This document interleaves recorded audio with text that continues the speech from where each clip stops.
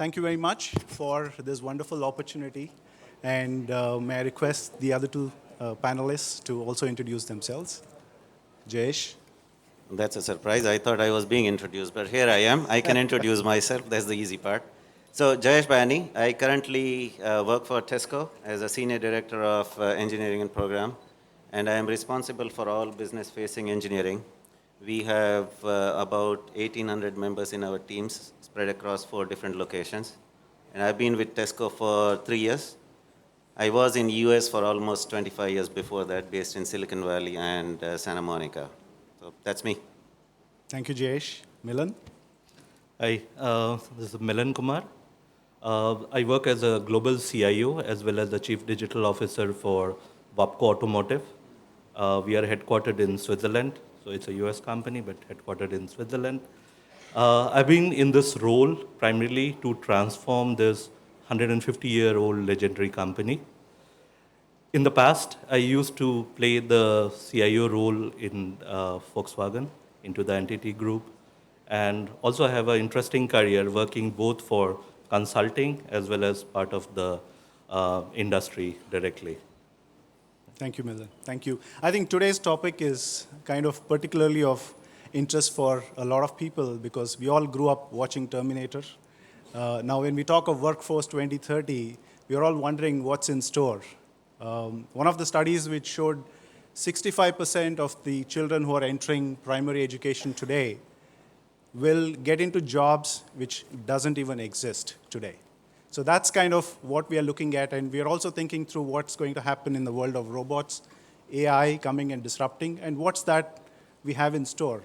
In fact, just a few weeks back, before we got this opportunity to talk about this topic, I was talking to my nephew, who is in his 10th standard, and I was asking, so buddy, what are you up, and what do you want to do next?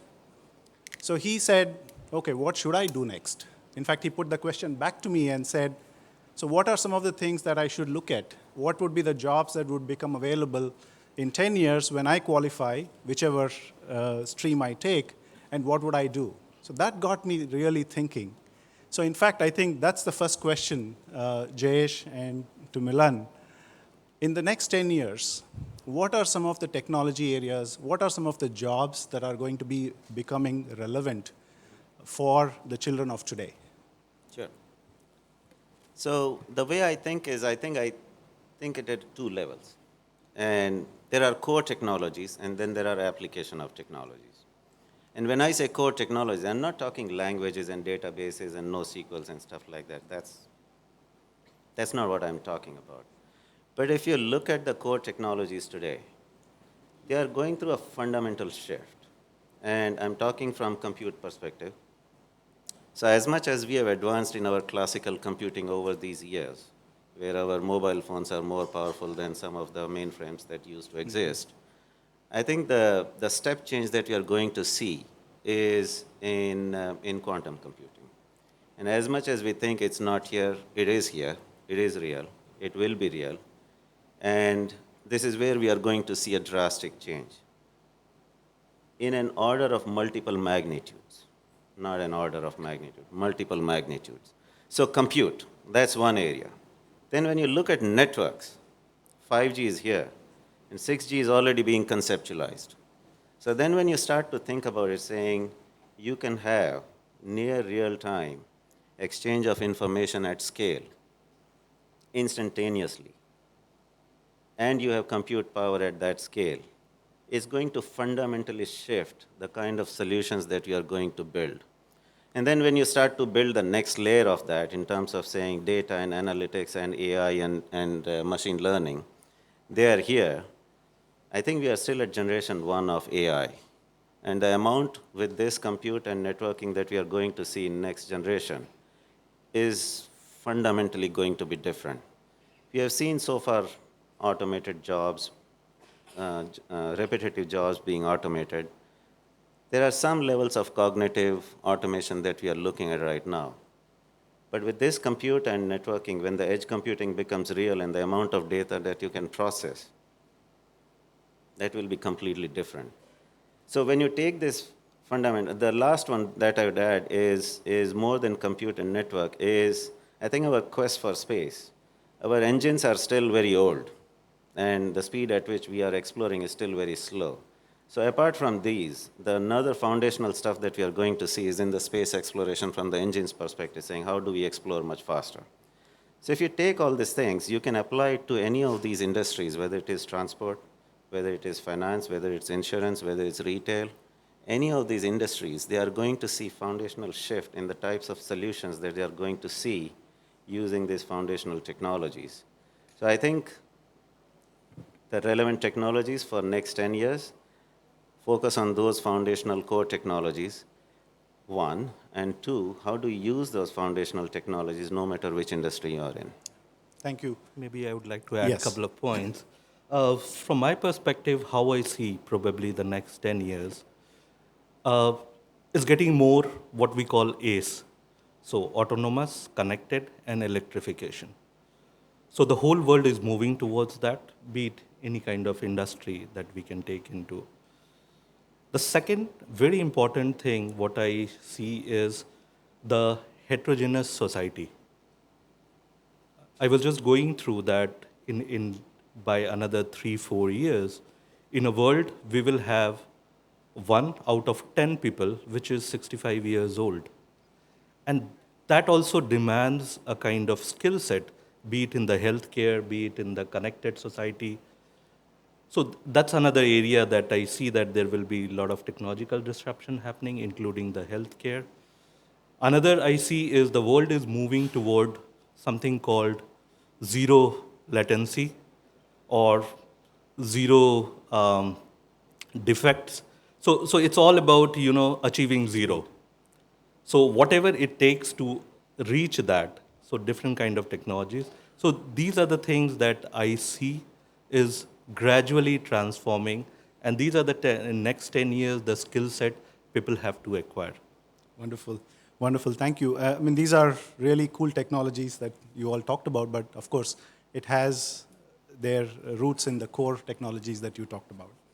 Now, when we talked about these cool technologies, we already are facing a lot of shortage of talent. According to Gartner, 70% of the employees have not even mastered the skills of digital that we need today. And according to Conferry, 85 million jobs are going to be unfilled by 2030. So we are facing a massive talent shortage. Now combine that with the new technologies that are coming in. So there's a huge skill gap. So what are your thoughts in terms of how do we, as organizations, as nations, going to fill this skill gap that is going to come up? So, look, I think if you look at the current attrition rate in the industry, apart from the skill gap that you're talking about, the attrition rate is, I think, 14 to 15%. That's industry-wide average. Most of the companies are seeing worse than that. So I think average is worse than that. But I think it's going to get even worse before it gets better. So the skill gap that we have been seeing, if you look at the history of past few years, it's been going worse. The attrition rate has been increasing, and the gap that we need in terms of skills has been increasing both. So it hasn't gotten better. And if you look at the demand supply, this is like a marketplace. And marketplaces generally, they tend to self-adjust over a period of time. So when you look at that, currently we are in a downward trend. And unless, this is where it will force us to look at very innovatively, where we will need intervention at scale.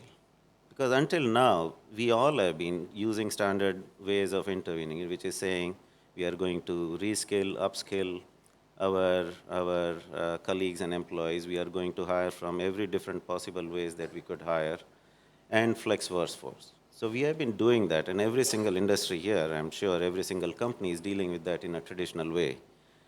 But this is where we'll need intervention at the educational as well as government policies perspective as to how do we now intervene at scale where we can start to direct our next generation of workforce towards where the demands are. Because without that, we'll be constantly just struggling.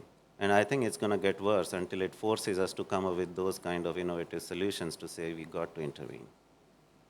Thanks, Milan. You have any point of view there? Yeah. So according to me, future is all about developing the new skills, as well as it will be a kind of war for the talent.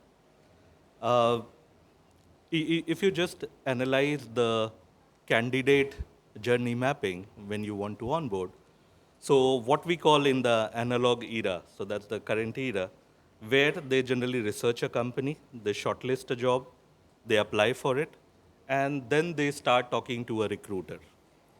But how I see is like in the next few years, the whole trend is going to change because of the Gen Z, where they are very, very selective. They would like to apply for a job. They would like to understand more from the recruiter. And then they would like to search about the company. And if it meets their expectation, then only they're going to shortlist the job. So that's how we also have to, in the recruitment process, or whenever we are doing the skill building, we have to keep this whole process into mind. Got it. Since you talked about Gen Z, right?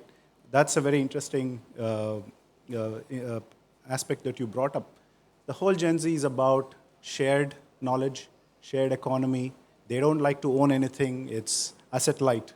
That's the kind, and they don't want to be bound by any organization restrictions and policies, and most of them want to be freelancers.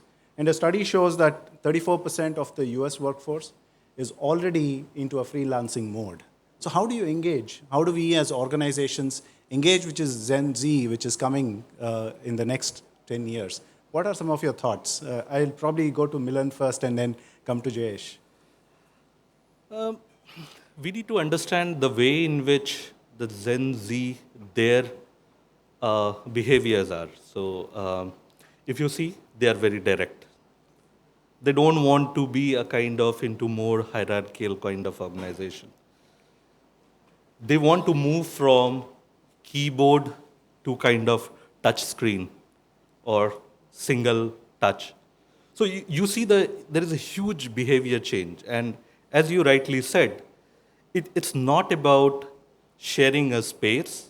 They would like to work from, I don't know, from Hawaii. They would like to work from Thailand. And the only thing which is relevant to me is, as an organization or as a leader, we need to share the vision. People, the Gen Z, they need to understand what is the vision that they are working for. Or say, for example, what is the product that they are behind. Rather than, chasing them for coming on time, going on time, punching. So these kind of behavioral shift, the industry will see that is going to change. I think Jayesh. that's very right. Few things that I'd like to add on top of that. I mean, my son is 25, so he's technically millennial. But even with him, I lost that power of authority as a parent long time back, even when he was a teenager. So I think that mode of command and control that we had, including in the companies, that's changing very rapidly. So that mode of control is not going to work with next generation. Because when you look at Generation Z right now, one, they are 100% digital. And they are very aware. I'm surprised. Any conversation that I have with any of young kids, I'm not talking professional, just young kids, they are very aware socioeconomically, politically, in terms of what's going on, environmentally, what's the impact of happening. And they're very demanding in terms of what they want. On the flip side, the attention span is almost zero. So I think the way we interact with them, the way we engage with them, we'll have to change our mode of engagement with them in terms of how you engage with them. We'll have to bite-size the information, and how do you trickle down that information, how do you engage with them, and how do you set the organizations is going to fundamentally change. And the second thing is, as I was saying, they are very aware. They are not working just for money. They are behind the cause of what the company stands for or what the product stands for. That matters to them as much beyond just saying, okay, that's a good location or a good salary and that's a good company or a good brand name and I'm going to work for them. They are going much more beyond that. And in fact, when I look at them, I almost feel very ignorant nowadays. Like, Well, they think very differently. This is not how we thought about it. Our parents told us, go and do engineering, and we did engineering. Go and take a job, we took a job. That doesn't work anymore.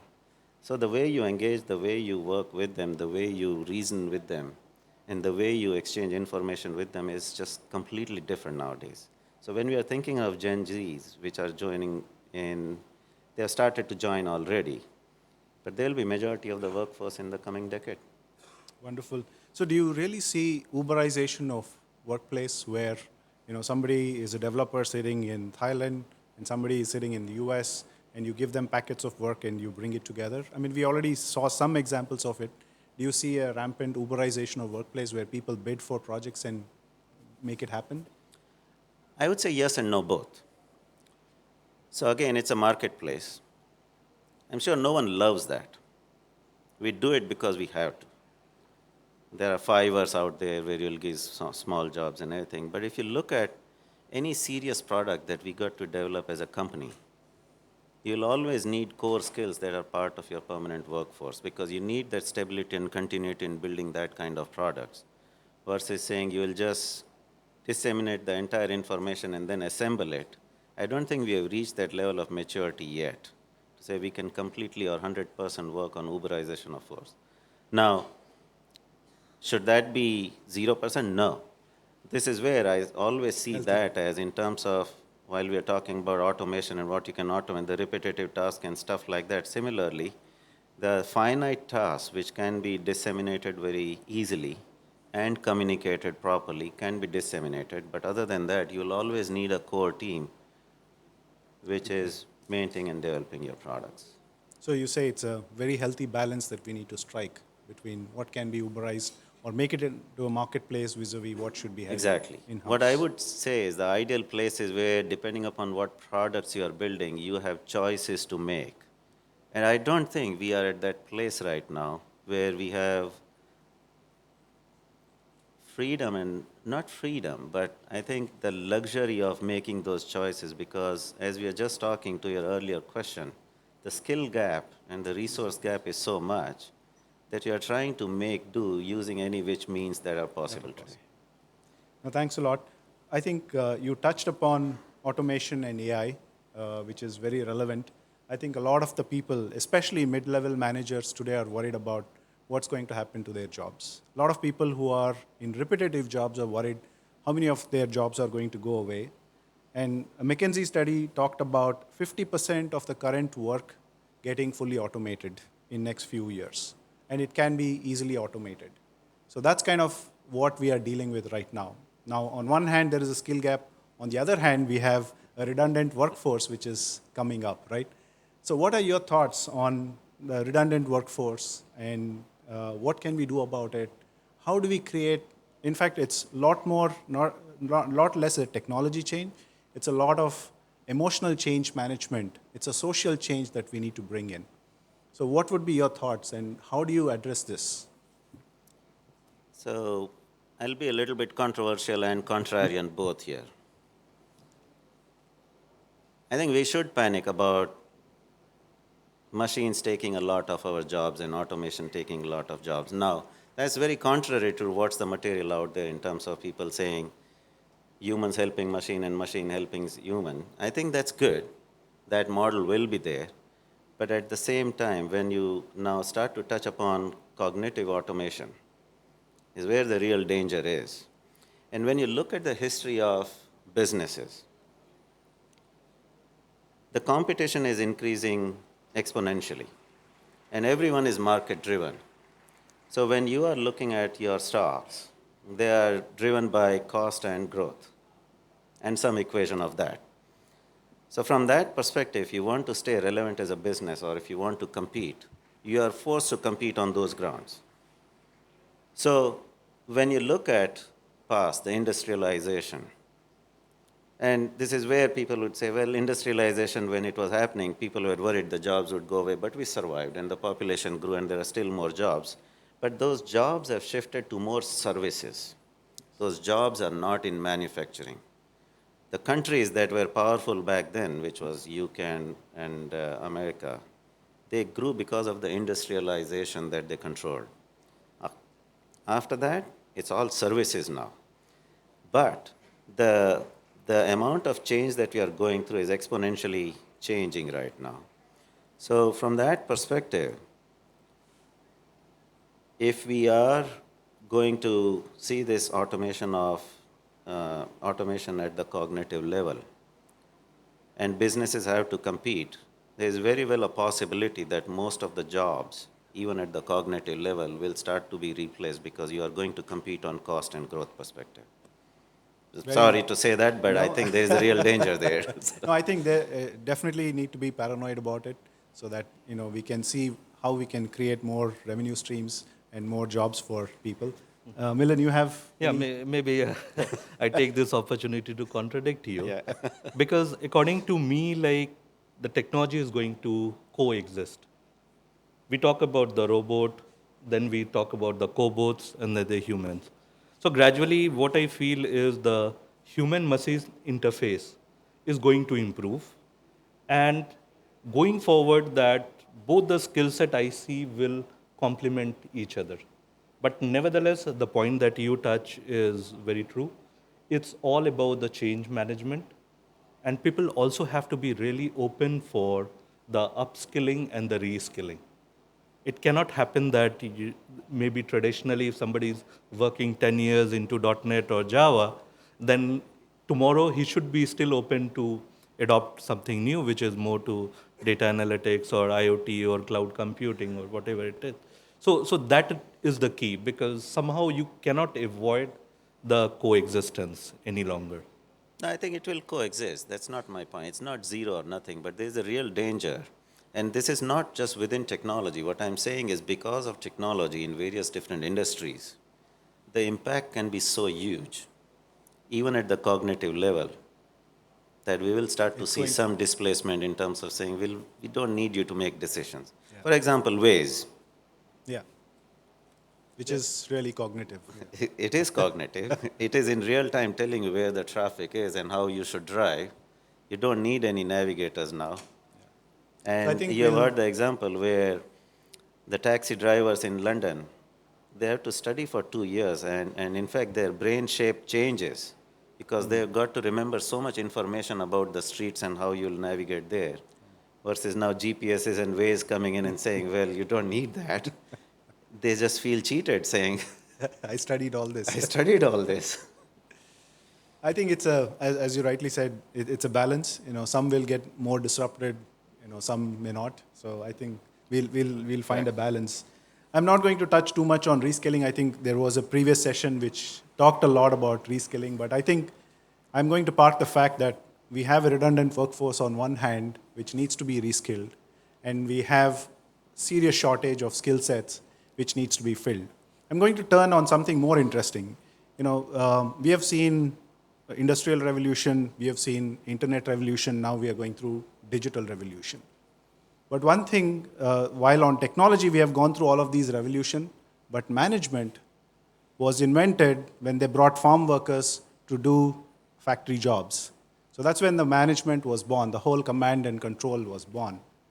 But to me, it has not evolved at all. I think it's stuck in time where still we have hierarchical structures and it's command and control in organizations. Now we are seeing all of these technology disruptions, which is driving, and we have the Gen Z talent, which is driving this change. And I think there is a need to change the organization structure, there's a need to change the management, and there's a need to change how we look at people and organization, how we put people together to work.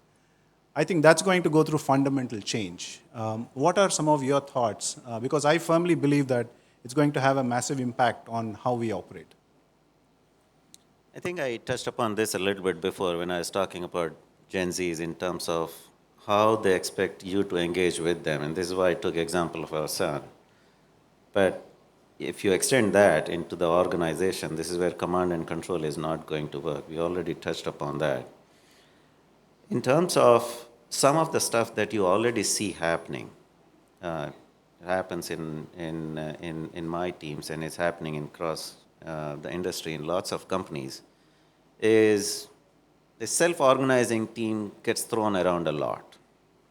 And I don't think self-organizing team 100% can survive on its own either. Because it's not like a team can work in an isolation. So what we call it is natural working team. So we had the setup, which was more program-driven setup initially, to then industry has moved on to product-driven setup, to then now self-organizing teams slash natural working teams is the concept. And lots of initiatives, when they come around, you will see that the teams are organizing themselves across various different products to deliver on an outcome. So it's more outcome-driven self-organizing teams. But sometimes the self-organizing teams is overused or misused in terms that, well, they don't need any management. They do need management. This is where, as management, the ideal job that you can do is disseminate, be transparent, and share information with them.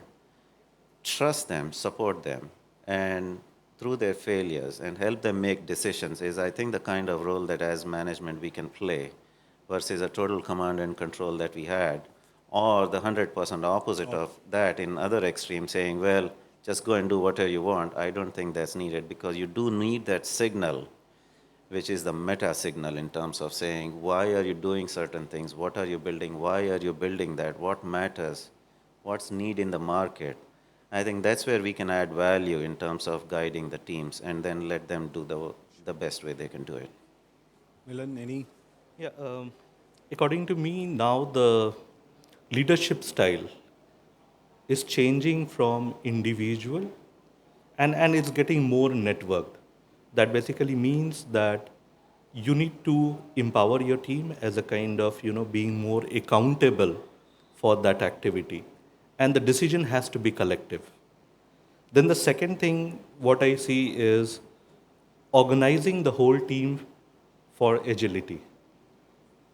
It's also because, say, for example, as we move towards the VUCA world, there are a lot of things which comes up or is thrown for which we are not at all aware. So team has to be agile enough to adopt that. And the third is strengthening the culture of the organization. As we talked about initially, now we will see that the workforce will have Gen Z, Gen X, baby boomers, everybody working together. Definitely the percentage will start moving towards Gen Z, but nevertheless, everything exists. So how to manage that organization change will be the key. Very good. So I think what you're saying is it's going to be a good mixture of how we look at the new concept of servant leadership. Maybe the leaders are going to be more people to serve and empower and enable the team rather than being authoritarian, which was happening in the past. Right, true. I think we covered a fair bit. We have a few more minutes. Would like to open it up for questions and see. These were some of the thoughts and questions and that came to our mind, but would love to hear from all of you in terms of any questions and how we can answer. Please.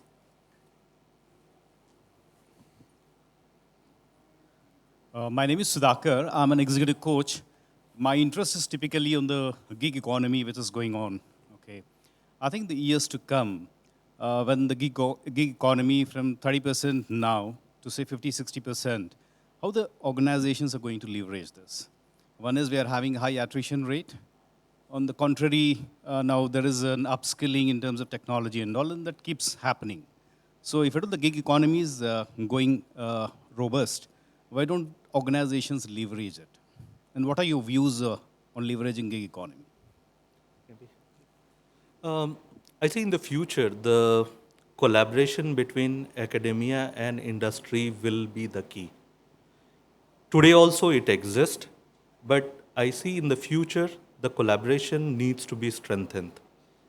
As an industry, we need to also support to set up a center of excellence for our technologies within the universities and also train the students for the skill set which is coming rather than the redundant or basic education what they're undergoing at this time.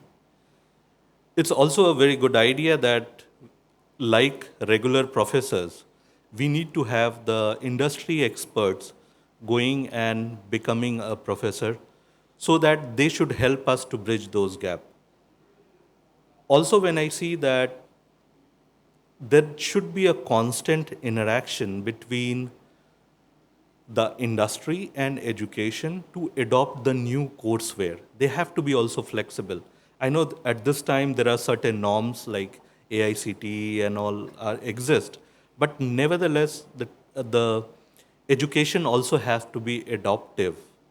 And the last point that I would like to add is, like example in Germany and all, the intern culture is very, very strong, where it is mandatory for every organization and every student to undergo a kind of how exactly the industry is working for 1 year, 2 year, based upon the country and their norms.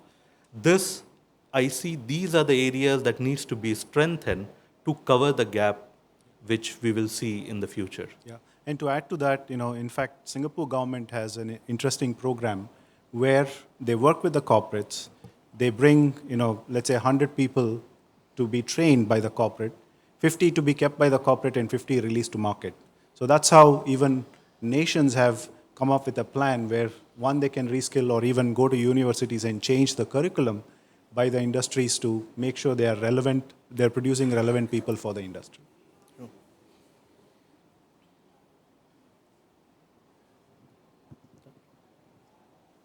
Maybe one last question. Maybe two more questions? Yeah. One Question. Yeah. One more. Hello, this is Nikhil from Siemens. So basically, we are working in the energy sector, the research and department, Bangalore.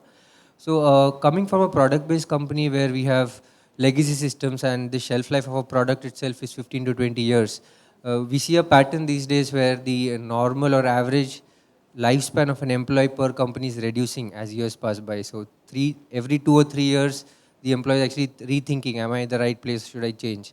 So what was your opinion on this? Because it takes almost a year for us to build a resource to understand our domain and then, give our innovative ideas, create IDs, and then get into patents and stuff. And there we have a challenge where now the employee, by the time he's developed, he's already now thinking of moving out. So what is your opinion on this? You want to take that, Jayesh? Yeah.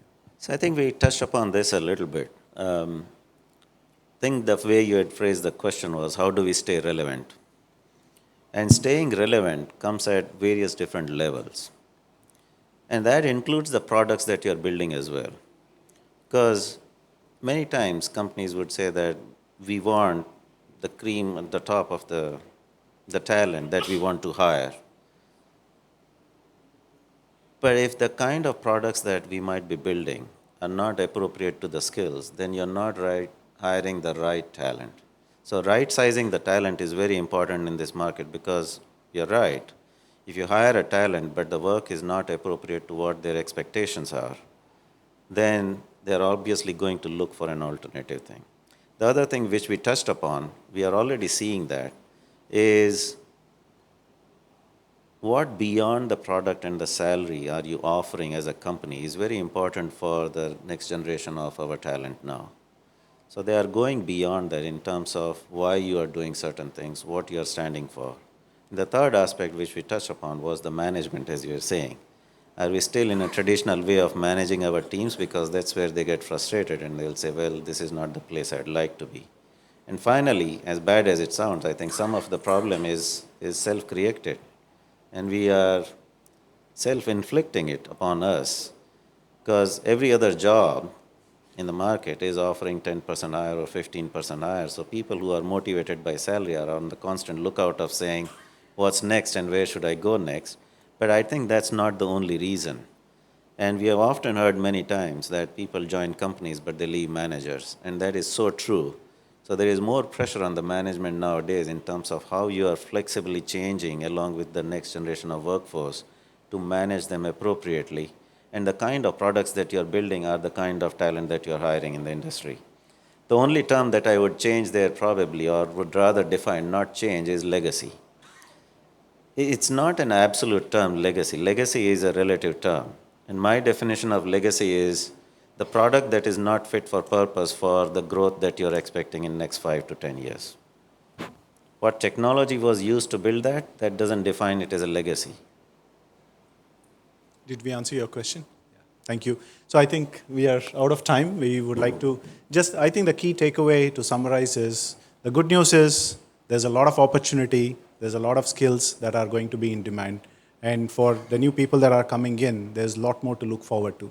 Bad news, we do have some redundant workforce, which we all as corporates need to work on.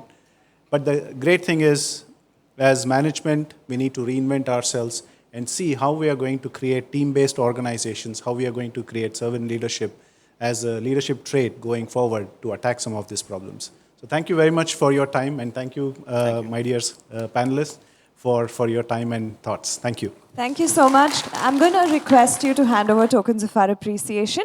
And our photographer is here, so if you can just face him.